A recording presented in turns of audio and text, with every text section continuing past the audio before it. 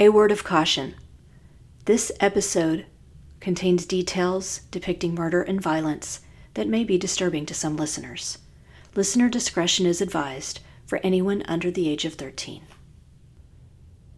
Here in North Carolina, many residents enjoy the tradition of driving up into the mountains to hand-select their own Christmas trees, and other local businesses enjoy sourcing these trees from the farms to sell directly to their customers.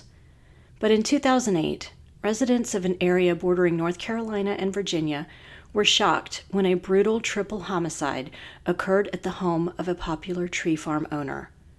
While the suspect was quickly tracked down and arrested, investigators soon realized this wasn't his first violent crime. Also, in 1928, residents in a small town in North Carolina were horrified when a tobacco farmer inexplicably murdered his entire family on Christmas Day, an event that inspired a murder ballad that has been covered by numerous musicians over the years. There is much to love about North and South Carolina, but the two states have also had their fair share of violent and senseless crimes over the years. From murders on the Blue Ridge Parkway, in the heart of big cities or sleepy college towns, and along the coastal waters, some of these stories may be new to you. Some may have happened in your town. Some may involve people that are still missing to this day. But all will leave you remembering to always be vigilant about the people you meet and the places you go. I'm Renee Roberson. Please join me for Missing in the Carolinas. Episode 51, The Darker Side of the Holidays. On December 10, 1997, newspapers across the country ran a syndicated article titled, "A Tree Grows in North Carolina." The article explained how the fragrant Fraser fir trees, with their bluish tones and soft silvery needles, thrive in the climate of the Blue Ridge Mountains. The reporter, Wade Rawlins, interviewed Ron Hudler of Hudler Carolina Tree Farms. It was the heart of tree selling season, and Hudler explained he had a customer wanting to pick up 5,000 trees 10 days ahead of schedule. The reporter asked him to explain why he loved tree farming so much, and he joked, "This is a bad time to ask me that question. You should call me when I'm skiing." The article went on to explain that at the time, Ron was a 63-year-old former vice president from General Motors Corporation who enjoyed riding his Harley-Davidson motorcycle in his spare time. On a whim, he'd planted 5,000 trees in Michigan in 1981 as an experiment. Then a few years later, moved to North Carolina to build another farm in the mountains where his parents grew up. His 3 sons were all working in the business at the time the article was published. It also noted that in 1997, Hudler Tree Farms was on track to harvest 100,000 trees, or about 200 tractor-trailer loads, making the tree farm one of the state's largest growers. In 1995, a Hudler tree served as the official White House Christmas tree, and in 1997, Hudler sent a 19-foot tree to adorn the George Bush Presidential Library. News station WRAL featured the farm in a 2007 documentary titled The Perfect Tree. Just a few short months after the documentary aired, tragedy struck the family and the business. On January 24, 2008, Frederick Hudler, age 45, and 25-year-old John Miller, who both were employed at the farm, were found murdered, along with 75-year-old Ron Hudler, at the Hudler home in Mouth of Wilson, Virginia, just north of the North Carolina border. Robbery was suspected as the motive, as a heavy safe located inside the garage was found open with an undisclosed amount of money missing. Ron Hudler was known to keep large amounts of money in the safe.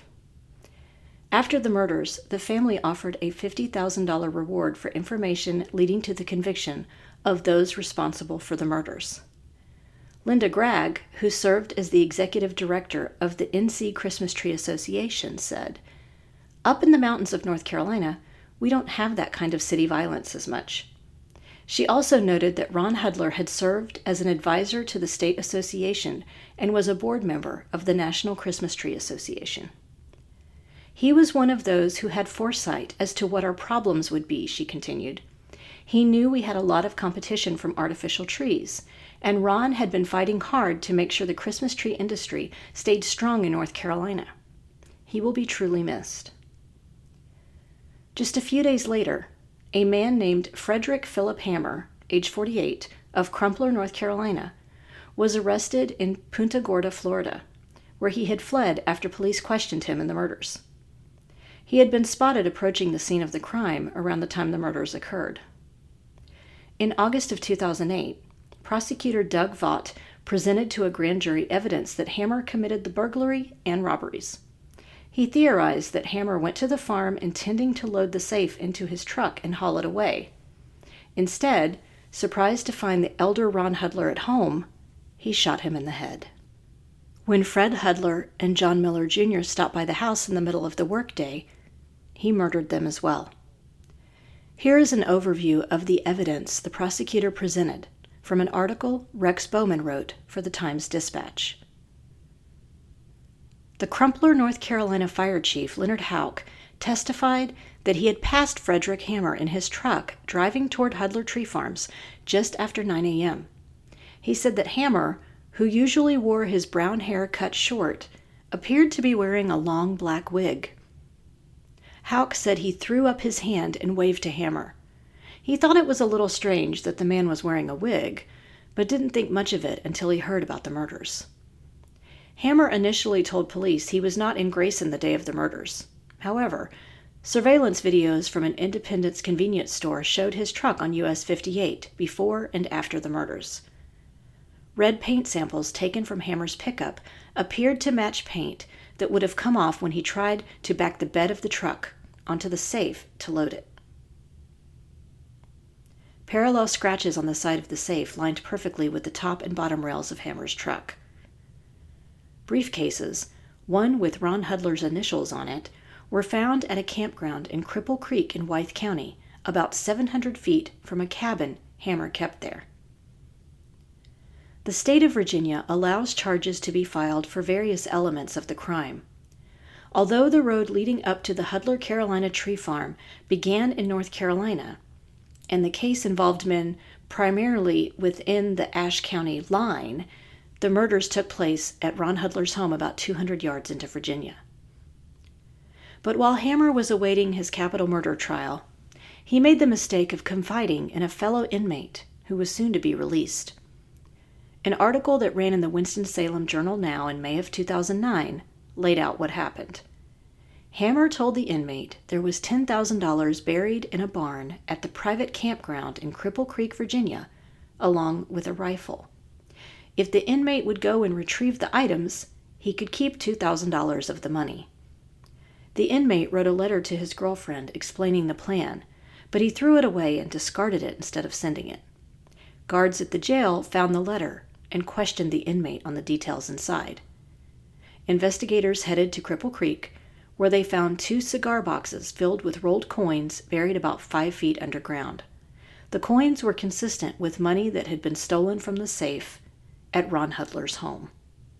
They also found a bag containing moldy stacks of cash and a .22 rifle with a broken scope. The pieces of the scope matched pieces that were found at the crime scene. When confronted with this evidence, Hammer confessed to the murders during the course of a robbery. He pleaded guilty to 5 counts of capital murder and other charges in connection with the deaths and robbery. Hammer was sentenced to 5 life sentences without the possibility of parole, along with 2 life terms. He was ordered to pay fines in the amount of $600,000. What happened that day should not have happened, and I'm sorry, Hammer told the victims' family members in court just before he was sentenced. I went there with the intention of doing a burglary.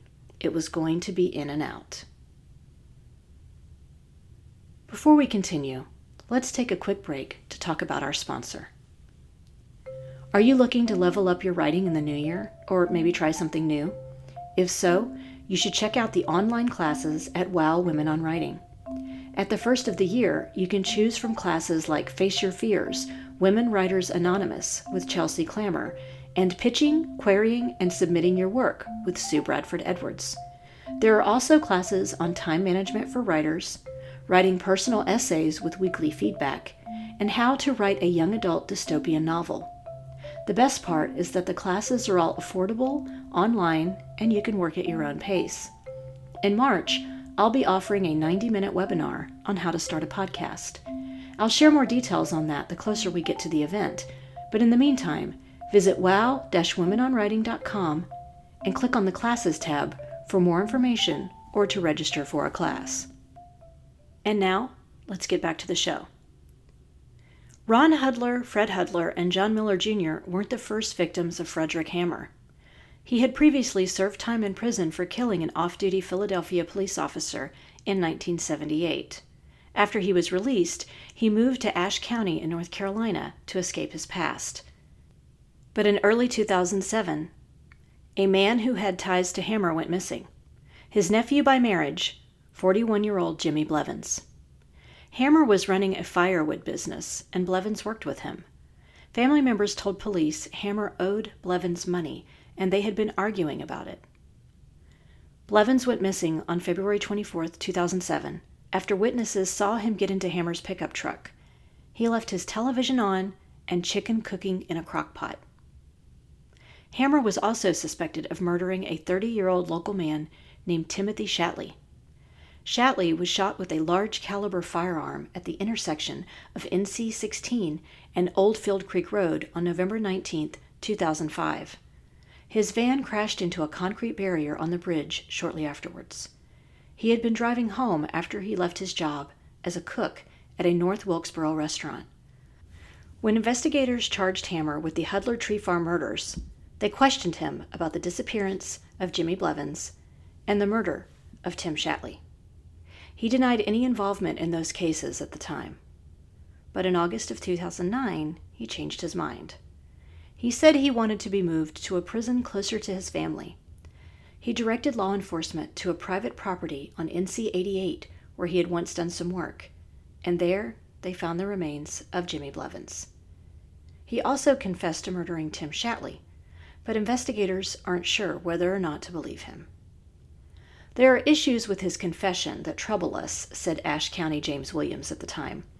There are certain things that we always hold back, that only the murderer would know, and only we know, so that when we're talking to somebody, we know we're talking to the one who actually did it. But Hammer also had something else up his sleeve. Not long after he admitted to the murder of Jimmy Blevins, he asked for the $15,000 in reward money the Blevins family was offering for information leading to the arrest and conviction of Jimmy Blevins' killer. An article that ran in the Ashe Post-Times shared the details. As sickening and despicable as that is, we had no choice but to come back and tell the family. He's confessed to killing your son, but he wants the money before he'll give up where the body is, said Ashe County Sheriff Williams. The Blevins family, they didn't hesitate much. They said, "We want our boy. His mother wants a grave to go to, and to know where her son is." The $15,000 was paid to Hammer's attorney, Donna Shoemate, and within days, the body of Jimmy Blevins was recovered and identified. That didn't sit well with the investigators on the case, though. They contacted another local attorney named David Jolly and asked if the reward money could be returned to the Blevins family. Lawyers filed a civil suit against Hammer in order to recover the reward. They also filed a motion to get the money successfully transferred from Donna Shoemate's trust accounts to the Ashe County Clerk of Superior Court.